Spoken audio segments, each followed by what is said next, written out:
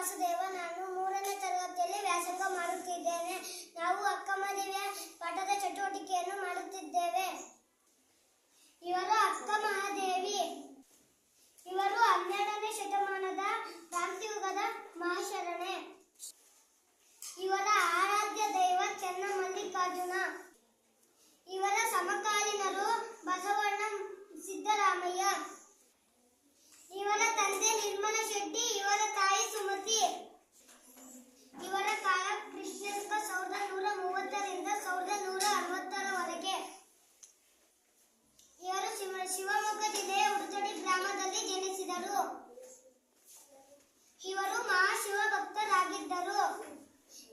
ಇವರು 430 ವಚನಗಳಿಂದ ಬರೆದಿದ್ದಾರೆ. ಇವರ ವಚನಗಳಲ್ಲಿ ಜ್ಞಾನ, ವೈರಾಗ್ಯ, ಶಿವಭಕ್ತಿ, ಶರಣ